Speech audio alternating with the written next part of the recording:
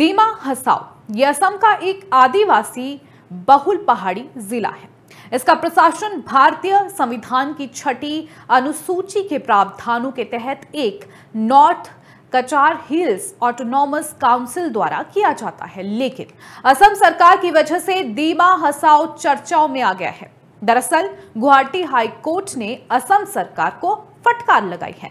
यहां एक निजी सीमेंट कंपनी को असम के आदिवासी दीमा हसाओ जिले में सीमेंट फैक्ट्री लगाने के लिए 3000 बीघा जमीन करीब 4 वर्ग किलोमीटर आवंटित की गई थी। इसी को लेकर हाई कोर्ट ने तीखी टिप्पणी की और राज्य को वह नीति पेश करने का निर्देश दिया जिसके तहत भारतीय संविधान की 6ठी अनुसूची के अंतर्गत आने वाले क्षेत्र में इतनी बड़ी जमीन आवंटित की गई है। ऐसे में सबसे पहला सवाल यही है कि आखिर ये पूरा मामला क्या है। पहले इसके बारे में जानेंगे, ग्राफिक के जरिए इसे समझेंगे। तो बता दें कि दीमा हसाओ असम का एक आदिवासी बहुल पहाड़ी जिला है।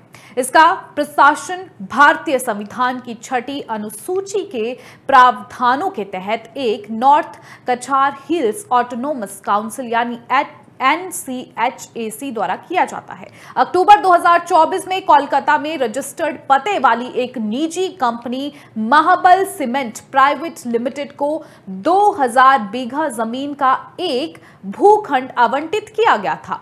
उसी साल नवंबर में 1000 बीघा जमीन का एक और भूखंड उसी कंपनी को आवंटित किया गया था।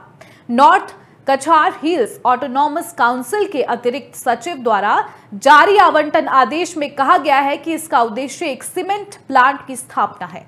गौरतलब है कि महाबल सीमेंट ने इसी साल फरवरी में असम सरकार के मेगा निवेश सम्मेलन एडवांटेज असम 2.0 के दौरान राज्य के साथ 11,000 करोड़ रुपए के निवेश के लिए एक समझौता ज्ञापन पर हस्ताक्षर किए थे। कंपनी के प्रवक्ता ने कहा था कि वे दीमा हसाओ में एक सीमेंट प्लांट स्थापित करेंगे।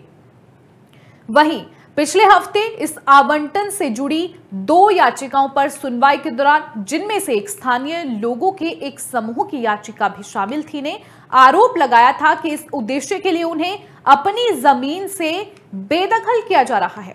जस्टिस संजय कुमार मेधी की पीठ ने यह टिप्पणी तब की जब कंपनी के वकील जी गोस्वामी ने जिक्र किया कि आवंटन का आकार 3000 बीघा है। उन्होंने सुनवाई के दौरान टिप्पणी करते हुए कहा कि 3000 बीघा क्या हो रहा है? 3000 बीघा एक निजी कंपनी को आवंटित है।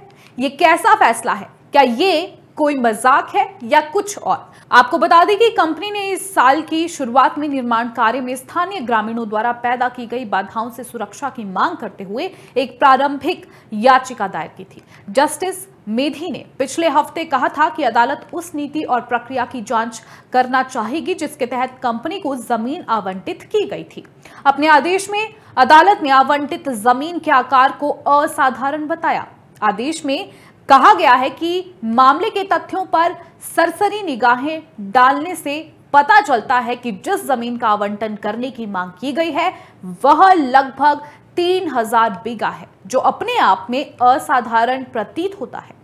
हालांकि वकील गोस्वामी ने दलील दी है कि यह आवंटन एक निविदा प्रक्रिया के तहत दिए गए खनन पट्टे के तहत किया गया है। राज्य को आवंटन प्रक्रिया की जानकारी उपलब्ध कराने का निर्देश देते हुए अदालत ने संबंधित क्षेत्र के आदिवासी निवासियों के अधिकारों और उसकी पर्यावरणीय संवेदनशीलता का भी ध्यान रखा।